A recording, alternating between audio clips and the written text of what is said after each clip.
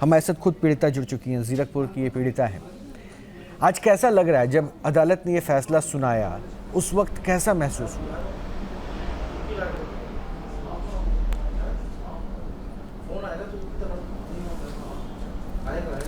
मैं news nation का बहुत बहुत धन्यवाद करना चाहती हूँ, जो समय समय पर पखंडवाद को दुनिया के सामने लेके आते हैं।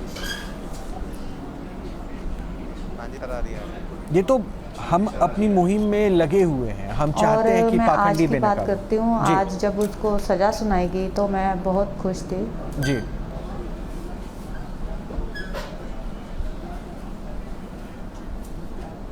7 साल का अरसा कोई छोटा नहीं होता, बहुत बड़ा अरसा होता है। बिल्कुल। और इसमें हमने बहुत सारे उतराव चढ़ाव देखे, बहुत सारी मुसीबतें झेली, बहुत सारी मुश्किलें भी झेली।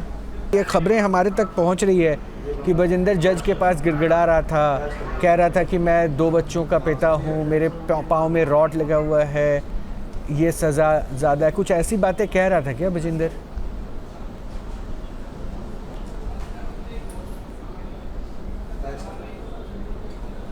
बिल्कुल सर, आज देखो उसको अपने बच्चे याद आ रहे हैं। जब वो ऐसे दरिंदे और घिनौने काम करता है तब उसको फैमिली याद नहीं आती, तब उसको बच्चे याद नहीं आते।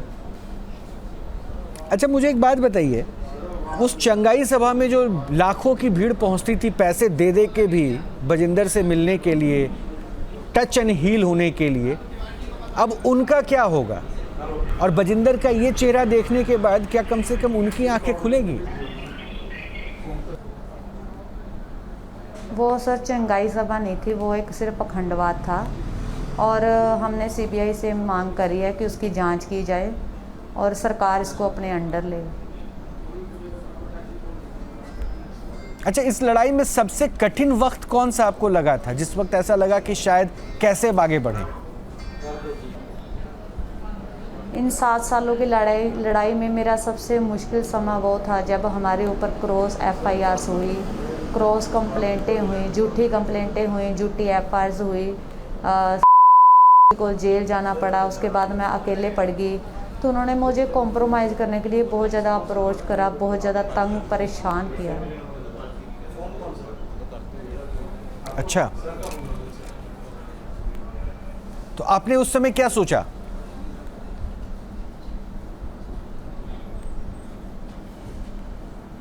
मैंने हिम्मत नहीं हारी सर। अच्छा, ये बात तो आपको पता ही होगी ना कि अभी 2 केसेस और अभी हुए हैं। एक नाबालिग के उत्पीड़न का आरोप है, कपूरथला की लड़की है, और एक रंजीत कौर है जिसे थप्पड़ मारते हुए वीडियो आया है। अब आपको लगता है कि बजिंदर का ये चेहरा जब सबके सामने आ गया है तो कई और ऐसी महिलाएं होंगी जो अब खुलकर आ पाएंगी, हिम्मत कर पाएंगी?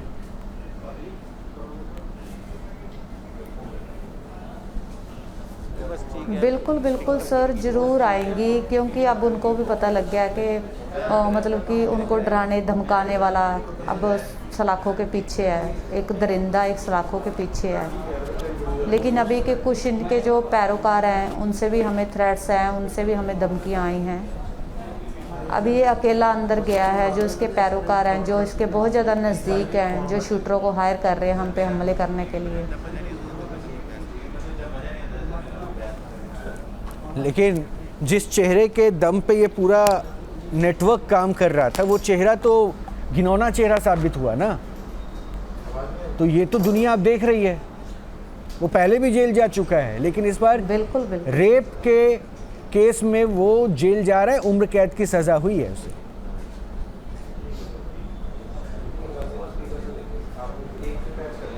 सर उम्र कैद की नहीं, किल डेथ हुई है, किल डेथ। अच्छा, इस फैसले के बाद आपको कैसा लगा? ऐसा लगा कि ये लड़ाई में जितनी मुश्किलें थी शायद वो सब खत्म हो गई, बस एक लाइन सुनने के बाद, हाँ ये दोषी है, इसे ये सज़ा दी गई?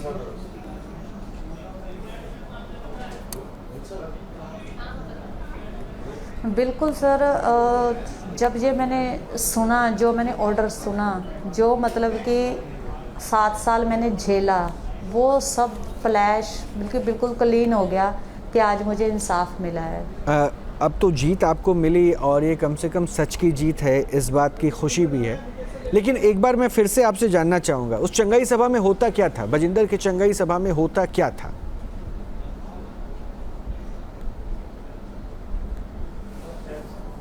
उसमें सर कुछ नहीं होता था, उसमें सिर्फ प्री प्लानिंग होती थी।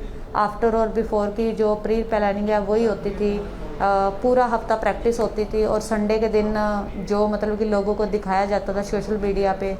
अब आप सोशल मीडिया के पखंडवाद दिखाते हो, हम देखते हैं कि कौन क्या कर रहा है, इसका भी सेम फंडा यही रहता था।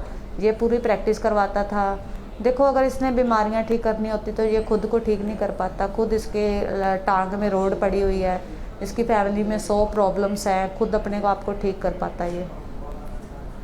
तो ये बात लोगों को क्यों नहीं समझ में आती हम थी? उसको चंगाई सभा नहीं, हम उसको एक पखंडवाद डेरा बोल सकते हैं। नहीं, अब तो आप जो कहेंगी उसको लोगों को मानना होगा, क्योंकि इसका नाम तो यही रखा गया था ना, और इसकी मिनिस्ट्री में हीलअप होते थे, लोगों को ठीक किया जाता था, यही क्लेम किया जाता था।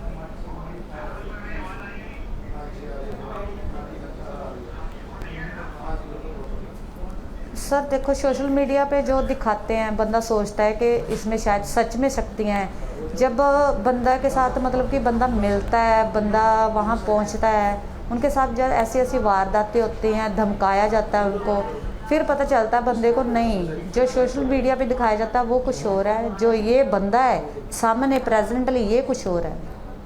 अच्छा, आप कब जुड़ी थी इसके मिनिस्ट्री में?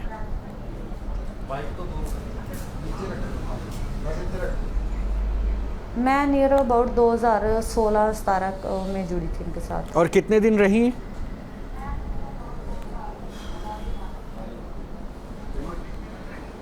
मैंने लगभग सर 1.5 साल इनके साथ वर्क किया है। तो 1.5 सालों में इतना समय लग गया आपको इसको समझने में? और 1.5 सालों में वहाँ पे क्या चीज़ें आपने महसूस की, क्या हो रहा था वहाँ?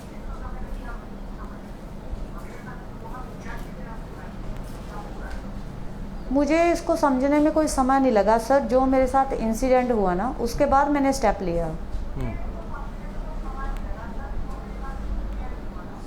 तो आपने इसकी मिनिस्ट्री में ही सबसे पहले अपोज किया, आवाज़ उठाई, या मिनिस्ट्री छोड़ने के बाद अब कंप्लेन करने पहुंची?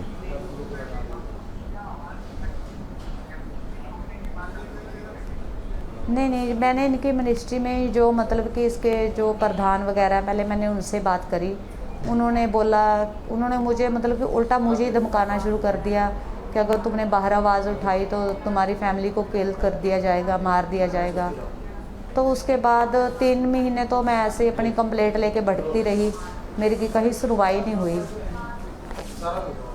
अच्छा, तो 1.5 सालों में मैं अगर आपसे जानना चाहूँ उसकी मिनिस्ट्री में होता क्या था? सिर्फ खाली प्रेयर? मैंने उनको बताया कि ऐसे ऐसे, या कुछ और भी?